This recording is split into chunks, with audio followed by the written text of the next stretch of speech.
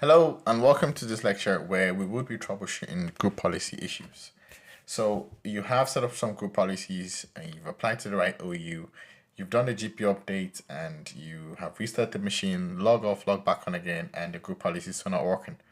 But you're certain it's working because other users within that OU have the policy applying to their profiles. But for some reason there's a user who is not getting their policy applied.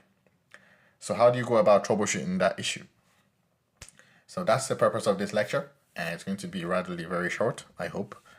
So what we need to do is we need to basically, while we are in the host machine of whoever is having the problem, we need to basically go to the command line and generate the group policy application result. And we would analyze it from an HTML file, which we would save to the desktop. And to do this, just like we apply the group policy, we use the command prompt. We're going to use the command prompt to generate that file. You can see that we have been going on this series and we've applied some couple of GP policies so far for some users in the group in the OU for sales and marketing. So when I go to this server, go to tools, I go to group policy management. In the sales and marketing OU, we have a desktop policy. We have a drive map. I'm just going to double check that now. And we have drive map and we have manager map and we are signing in as John Forbo. When I go to this PC, okay, his drives are there, but you realize that the desktop background is not showing. It's not there. So obviously this is a good case to troubleshoot what's the problem.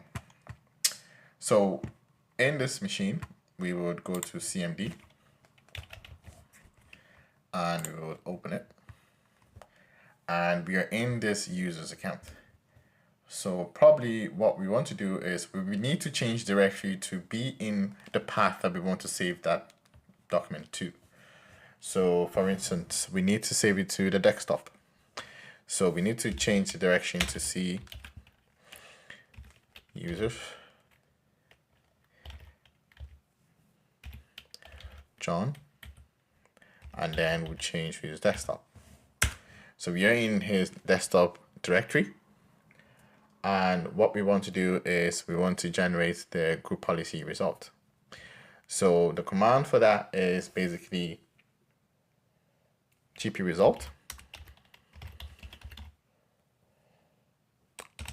and then we'll give a hyphen H because H means you want to specify that the file that is supposed to be created should be an HTML file, which is a good format that you can use to read group policy. And then we want to call the result a specific name, say result.html.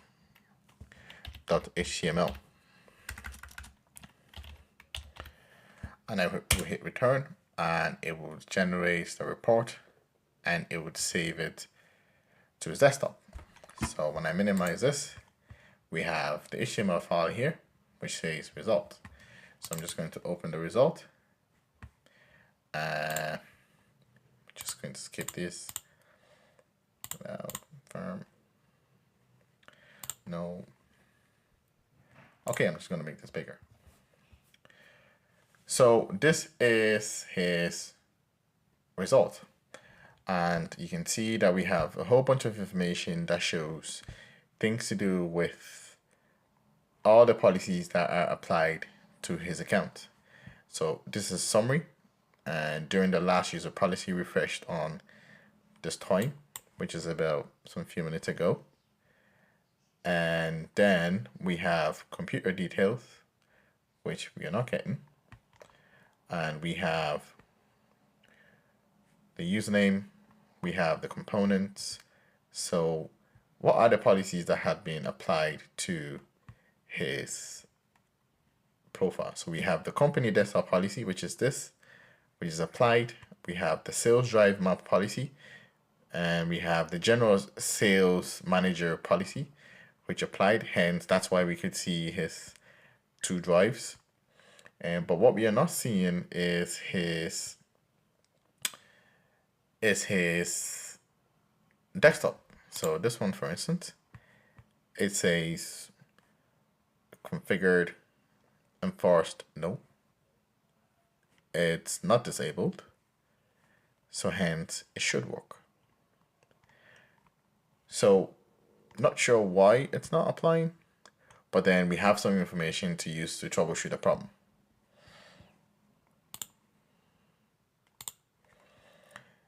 So at least since we have validated that we have his drives mapped, which are these two policies, but then when it comes to this specific policy, that's the one that's not showing. So we need to just double check, do we have everything right, set up properly? Do we have the file in that specific location? Things like that. So I'm just basically going to minimize this and make this smaller. And look, in the process of just making it smaller, it looks like the policy had kicked in.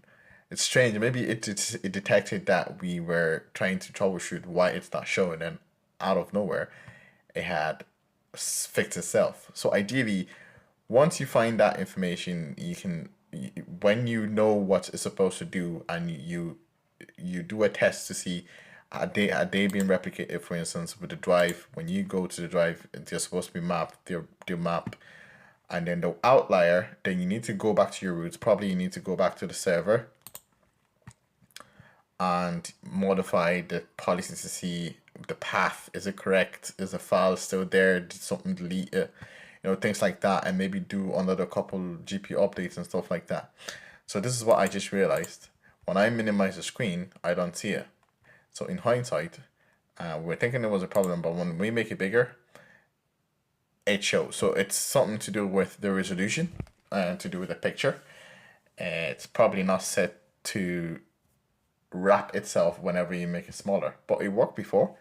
But that's a whole thing to troubleshoot at a certain stage. So this is how you troubleshoot group policy issues. I'm just going to go back to the result and I'll make it bigger again. So these are some of the things that you make sure that everything is set up properly. So we have the status and we have the last process time.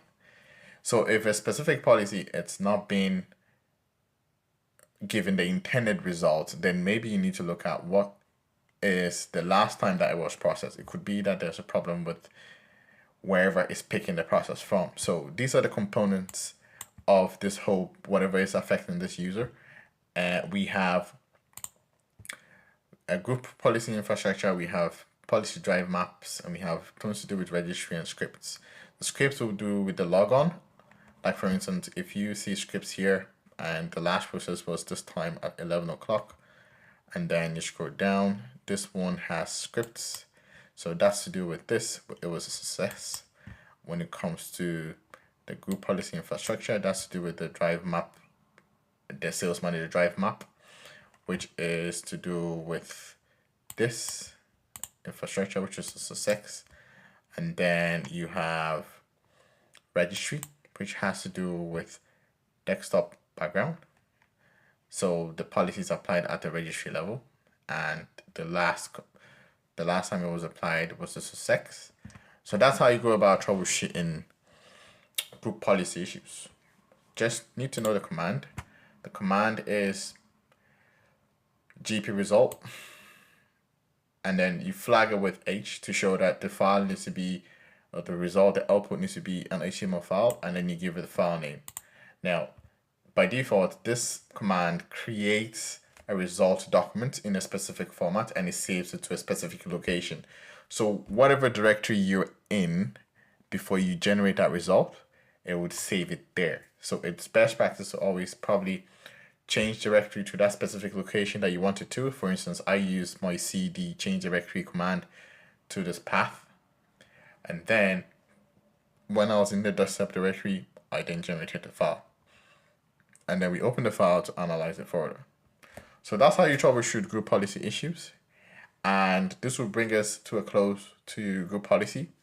There's a million of things that we can do in group policy, but for the purpose of this course, we just need to know some of the basic ones that you need to know when you're trying to consider the job role as a system administrator.